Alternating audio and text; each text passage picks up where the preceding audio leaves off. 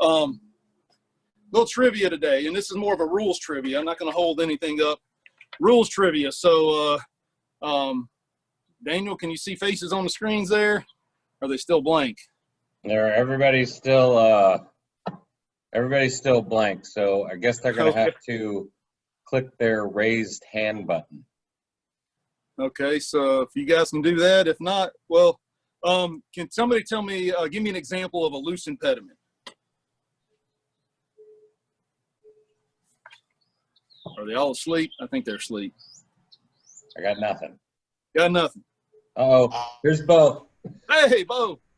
Something like a stick or a rock. Stick or rock. Okay. Can you give me an example of a movable obstruction? A movable obstruction would be something like a wooden stake to signify yardages. Be like what? Like a wooden stake to signify like the 150-yard line. Yeah, exactly. So it's just something that's man-made that you can move. What would be an immovable obstruction? Like the cart path.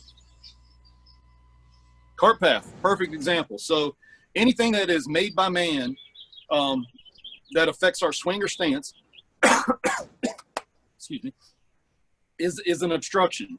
If we can move it, it's a movable obstruction. If we can't move it, like a sprinkler head, a cart path, irrigation control box, those are immovable. So we can get a free drop from those no closer to the hole.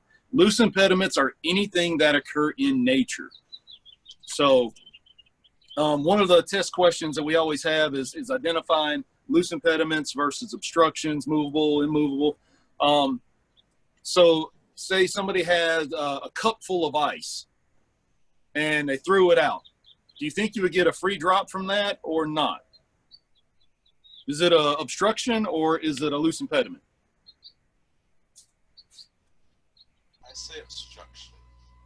Obstruction, yeah, because it's man-made. So manufactured ice is man-made. Now, if it were snow, that occurs in nature, so that would be more of a loose impediment. So if you had a big pile of snow, then you would get free relief from that.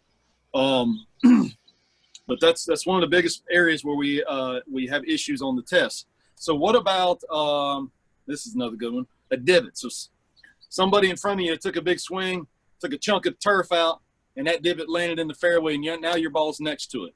Is that a loose impediment or is that an obstruction? A loose impediment. Loose impediment, good.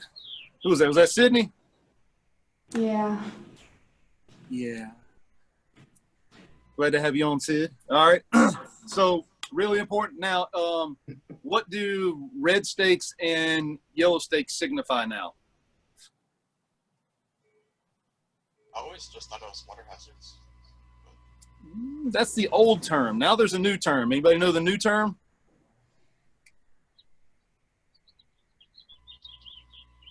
No? It's now called a penalty area. So it's no longer called water hazards. They're called penalty areas. So when they redid the rule book for 2019, they changed that term to penalty area. So there's different requirements for how you can drop, very similar to how it used to be. There's always three. You can replay the shot where you originally played it from. You can play the ball as it lies, or you can keep the point where it last crossed and go back as far as you want.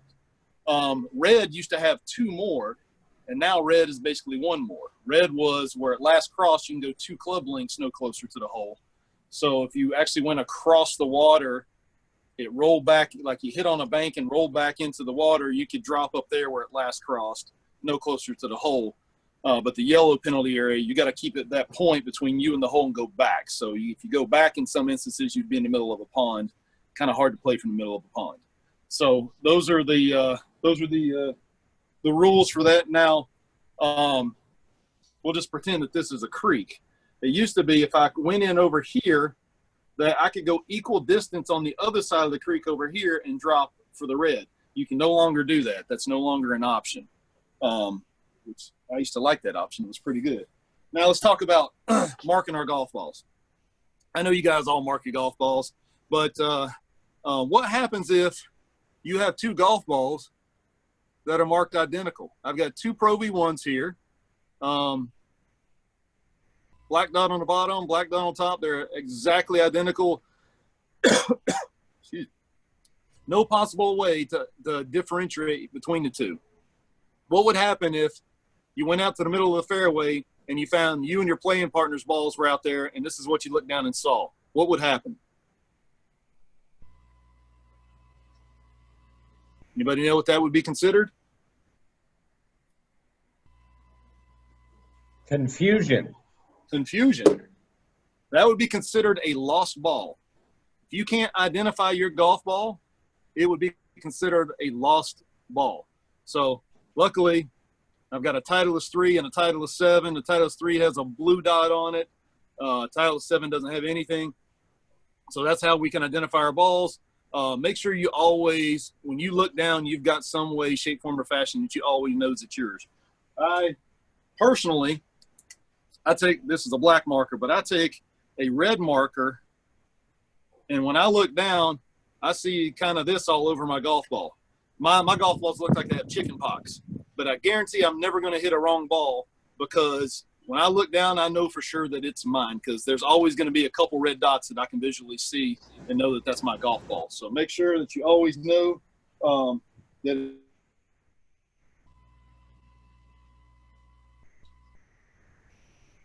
yourself penalty shots. So going back to the core value today of judgment, making sure we're making good choices, especially right now. I know it's hard to stay home. We get a little cabin fever. We get a little stir crazy. Everybody's dealing with it right now. But make sure we're using really good judgment when we go out. Make sure we're washing our hands a lot, making sure we're really taking care of ourselves, because we don't want to get sick. We want to keep everybody around us that we care about, and maybe that we don't care about. We want to keep everybody safe. So make sure we care about as many people as possible, keep our hands washed, keep safe, use good judgment in those terms. And vision. Now's a good time to start thinking about, okay, where do you see yourself in your career, in school, in the game of golf? I know there's a couple of you that say, hey, I want to play college golf. So, that's your vision of where you want to be. So make sure that you kind of go back to your birdie level, set your goals. Think about, okay, these are the steps that I need to go through to reach that goal. Because if I want to be a college golfer, what do I need to do? Who do I need to contact? What are the things that I can be doing right now, every single day, that give me an advantage over somebody else? So, the little warm-ups that we do here every day, you should be taking those and doing them every week. The planks, the lunges, squats, all kinds of things, eating the right foods. Those are going to help separate you from other people who want that same position on that golf team that you want. If you can make notes of these things, set a regimen. Like this week, this is what I did. And these are things you can actually send to the college coaches and say, hey, I want to be a member of your golf team. These are the things that I do on a daily basis to prepare myself for college golf. If you don't want to play college golf and you're thinking, okay, well, I can play golf for business. Well, how good do you want to be for business? If you can, get well enough to where you can shoot 85, and below, then people want to play golf with you. If you're shooting 185, probably not as much. So people want to play with good golfers. I promise you. And so the better you get at golf, the better it can help you with business. Even if your goal is not to play in college or not to play on tour, the better you can play can definitely help advance your career. Being a go-to person. Somebody tell me what being a go-to person means to you. Sydney, I'm just going to call on you. Being a go-to person is a person that you can go to if you need help. Okay, so would you consider yourself a go-to person for anybody? Probably for friends or people I know. And why would they consider you a go-to person? I mean, they would probably consider me a go-to person if they trust me. Okay. So your friends trust you? I hope. I hope so too. Yeah. So Bo, are you a go-to person? It should be. Okay. Well, who are you a go-to person for? My friends and my sister. Friends and your sister. What's her name? Yeah, absolutely. So right now we're, typically it's our peers that we are go-to people for. I think everybody that's in the first tee should be a go-to person because you understand about making good decisions. You understand about how to live with those 9 core values and how to use those and implement them into your life. And when your friends see that, they're going to respect you and say, wow, that's a person that, if I got an issue, I'm going to go talk to them about it because they typically understand how they should conduct themselves. So really important. And for the rest of your life, you should really strive to be a mentor to a lot of people, but make sure that, we talked a couple of weeks ago about having a go-to team. Make sure the same's true of the people that you go to, that you really entrust yourself with. Say, hey, I need a decision to be made. I'm having a little trouble. I'm struggling. Who can I go to that's really going to help me make a proper decision that's going to benefit my life the best? So does anybody have any questions?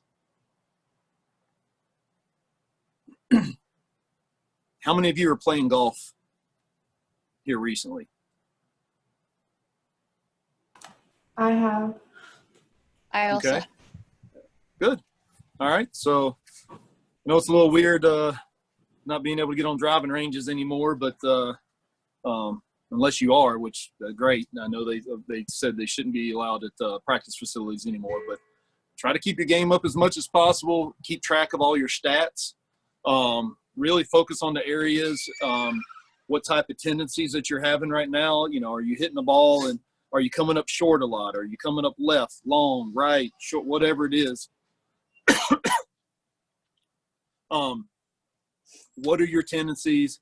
What are the issues that you're, having trouble with, so you can start working on those things and make sure that you get those a little more solid. So when you do start playing tournaments again, you're back in there, you're playing good, and, you feel confident about your game. Daniel, you got anything for the kids? No. I hope everybody has a great, safe holiday. Stay safe. Be wise and mindful of those that you're around. And if you're able to get out on the course, that's awesome. And I hope everybody has a great Easter, and we will see you next week. Also, as there's things, if there's anything that you're dealing with that you need help with, whether it's stuff you're working on in your yardage book or anything like that, please don't hesitate to shoot any of us coaches a quick email or a message on Facebook or Instagram. If you don't have the right coach's email, we'll get it to the coach and get them back in touch, just to make sure that if there's things you're trying to knock out, that you can keep working on those as we go. So we'll round it out with Spot. This is Miss Shadow. Yeah. So I hope everybody has a great Easter. I hope you guys take care. Obviously you're spending a lot of time with your family, but take this time to really enjoy that time, because seriously, you're going to blink and you're going to be 25 and you're going to go, holy cow, where'd all that time go? So do take this time, enjoy time with your family, spend time with them. Just have a good Easter, and we'll see you guys back here next week, next Thursday, 4:30. Have a good one, guys. Take care.